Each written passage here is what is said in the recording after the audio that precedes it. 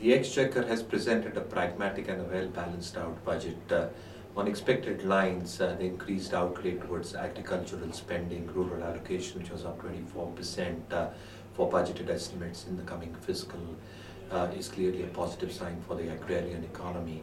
Secondly, the infrastructure spending has gone up significantly on a year-on-year basis. 3,46,000 lakh crores added to the infrastructure spending is a huge boost to not sectors just related to housing, but industries related to infrastructure spending as well. So cement, steel, the allocation towards roads, which has increased, is a substantial improvement because this is an integral part in the lifeline of rural and urban India. Third, in terms of affordable housing, as the government's vision is of providing 1 crore homes in the next 2 to 3 years, substantial SOPs have been given out, infrastructure status has been given out for affordable housing, and this will be a huge push through in terms of job creations as well as earnings profile, because infrastructure stroke housing form a significant part of not just jobs that get created, but also contribution to GDP. On a corollary term, in terms of the macro indicators, the fiscal path is still maintained by the Exchequer. We're still looking at 3.2% in terms of fiscal deficit. In terms of revenue deficit, it's clearly come down to 2.1%, and the Exchequer expects it to be on 1.9% in the coming fiscal year. The tax collections have been extremely buoyant, so all the expenditure side line items that you're probably witnessing that the Exchequer is going to meet out, the revenues are going to be pretty robust as well.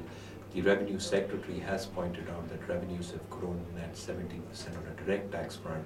On the indirect taxation as well, it has seen a buoyancy come through. With GST coming through, you might have some amount of blip with larger devolution happening towards the states, but revenue collection is going to be extremely strong, and that gets reflected in the borrowing program. The government is expected to borrow only 3.48 lakh crores compared to 4.25 lakh crores, which signifies the kind of optimism that the Indian economy can probably witness, lower interest rates going forward. The only joker in the pack can be global condition and what Trump does in terms of his policies, which might have some amount of brakes being put in the emerging economies, as it can have some amount of a dampening effect. But largely, I think a pragmatic and a balanced budget. The markets have given it a thumbs up.